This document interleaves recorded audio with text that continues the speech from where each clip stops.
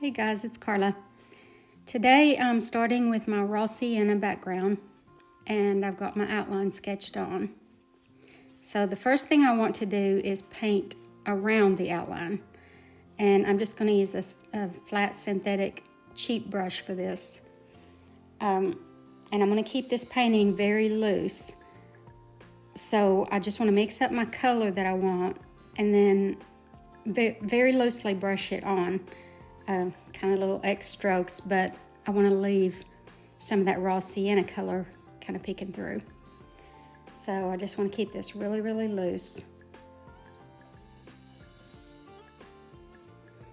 And down like at the bottom toward the table, I want a soft edge. So I don't want like a crisp hard edge right there. And then I'm just changing the flavor a little bit to paint the table, just so that it's a little bit different shade than the top. But again, I want to keep this edge loose, kind of soft.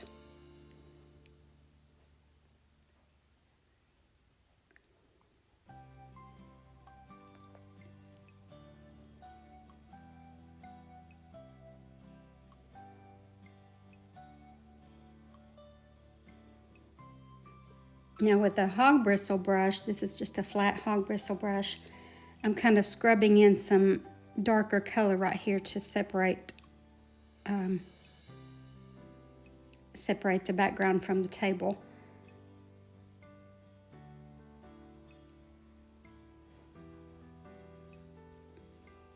So I'm just using the side of the brush to just very lightly scrub this on.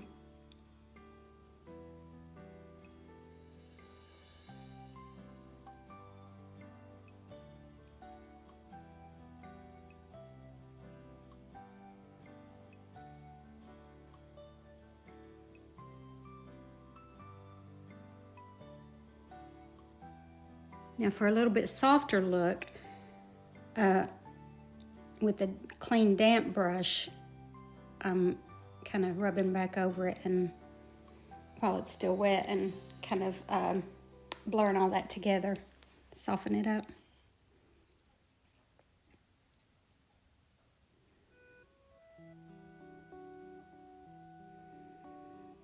Okay, now with that same brush, I'm putting in some white just so that my yellow will show up, because yellow is very transparent, and so if I don't have that white behind it, then it won't show up against that raw sienna. So now I'm picking up some yellow and just brushing that in. Now my light is coming from the left, so I guess it's shining through the glass and through the honey, and reflecting onto that right hand side right there. So the shadow and the highlight will be right there. I don't know if that makes any sense, but this is actually a photograph that I'm looking at to paint this, so somehow that's how the light worked.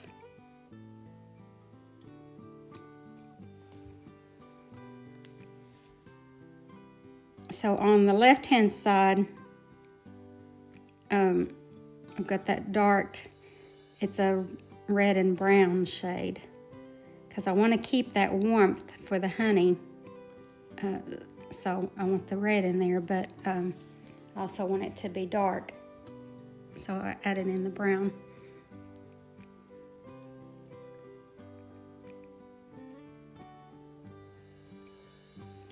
So at this point, you can just kind of look at the reference photo and see what colors you want.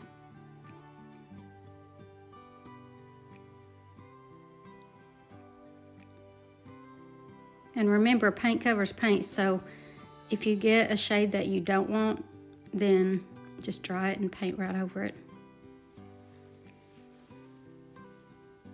So I just want to see right now where my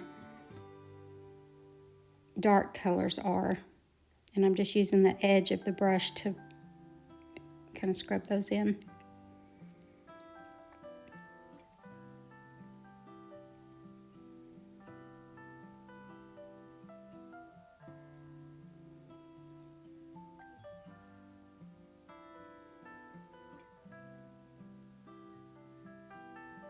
All right, now I've switched to a smaller hog bristle brush, and with the edge of the brush, I'm going to go ahead and put in my, I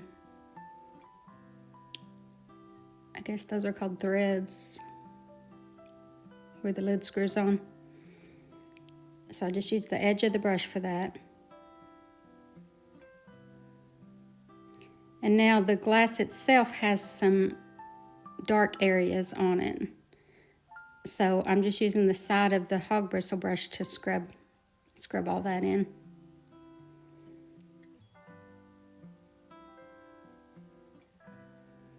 And with just brown, I'm going to put in the depth right here on the stirrer. And then the color of the stick.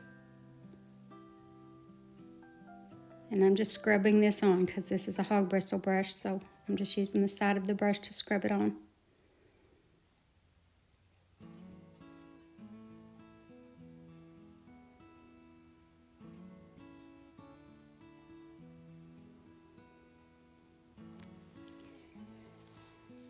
So now I'm just looking at my reference photo and seeing where the browns are, where the shading is and stuff. So hopefully you've printed off the reference photo along with the traceable, and you can look at it and see where you need these colors. I just want to show you how to achieve them, like what brushes to use and all that, but the reference photo is really handy to see where everything goes. So for this right here, I've mixed up, it's almost a green shade, because I guess it's because the black background is blue and the honey has a yellowish shade to it, so those two colors make green.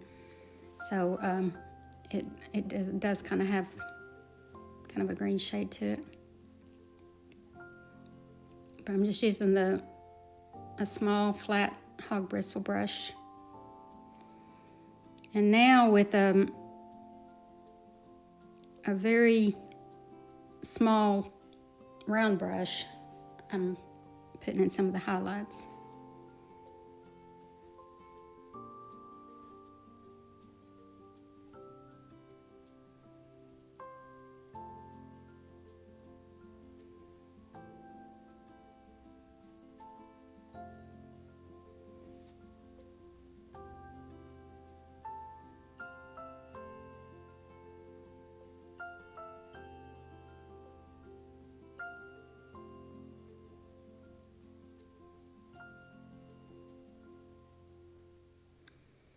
Right here I'm just adding some color to my stir stick.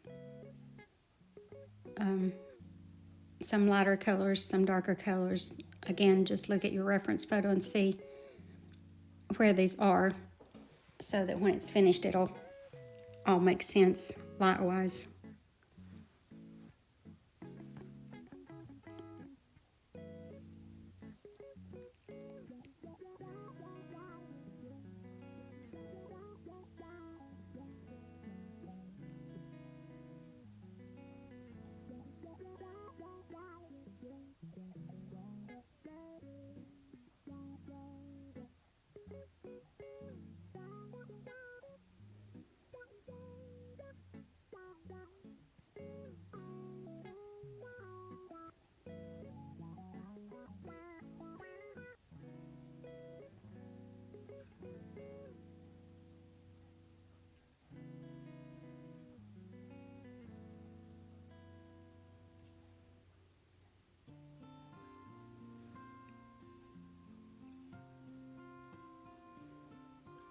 I'm still using that small round brush, and I'm just putting in some of the really bold white highlights.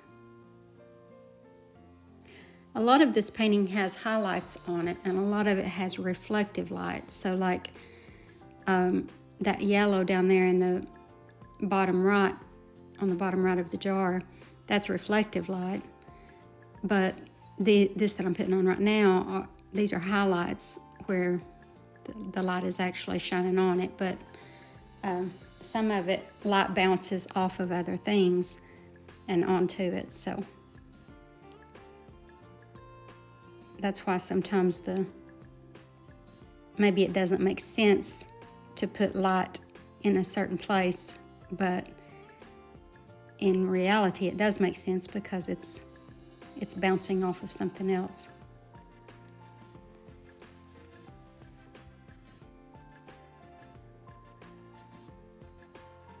And I think that's the case right here, because if the light is coming from the upper left corner, then it should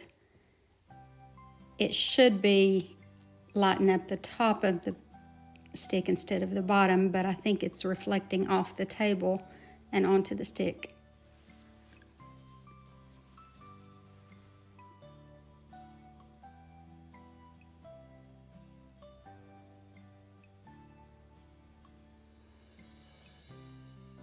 This is just plain yellow that I'm putting on right now, and since yellow is so transparent, it's easy to use it as just to kind of change the flavor a little bit without hiding what's underneath it. So you can kind of make a glaze out of it and brush it over just to change it up a little bit.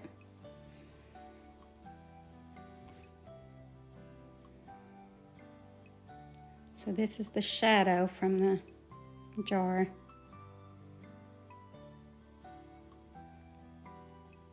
So the shadow is kind of weird because it's glass, and so you're seeing the shadow, the cast shadow, and the reflective light. So it's kind of weird when it shines through transparent glass.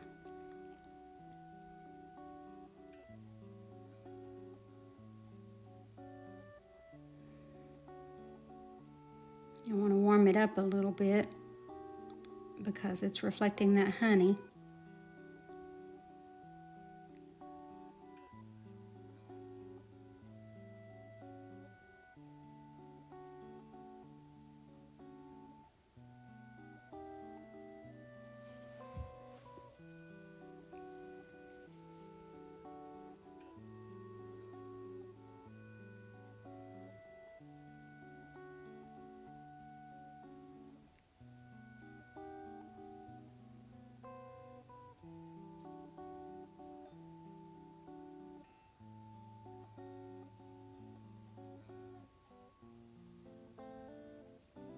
Now right down here, there's a really, really bright spot, and it's important to get this in there because it really adds a lot to the painting. But I'm just tapping it on with the hog bristle brush, just plain white, and then that allows the yellow to be really bright.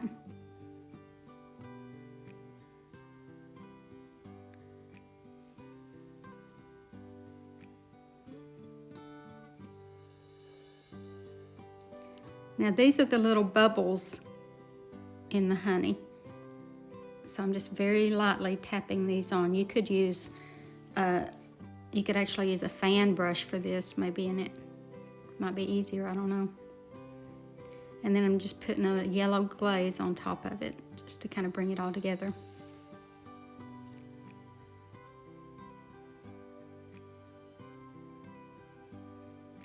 So now with a liner brush, I'm going to put on my highlights, and this is what's going to really make it all come to life.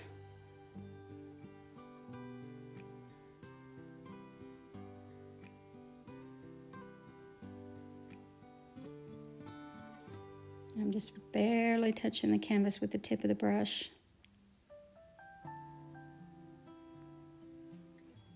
With any paintbrush, if you press down, the harder you press down, the thicker your line is going to be because it spreads the bristles apart. So if you want a thin line, no matter what brush you're using, you have to just barely touch it with the tip of the brush.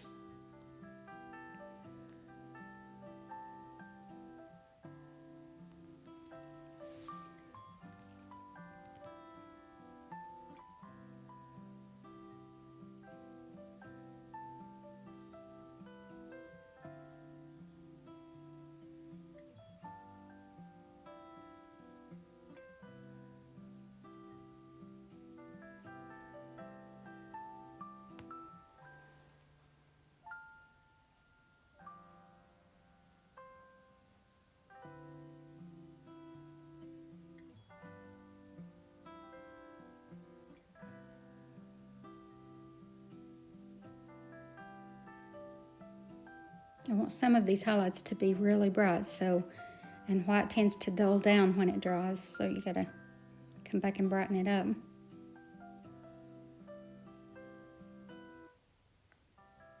And right here I want a little bright spot. I mean, we already made it bright, but I'm using white to kind of brighten it up a little bit more.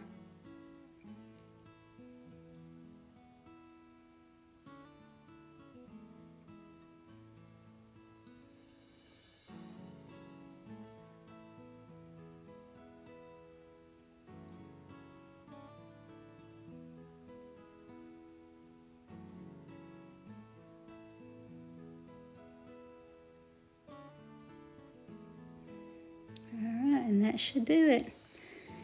Thank you guys so much for watching. I hope you have a great day, and God bless you.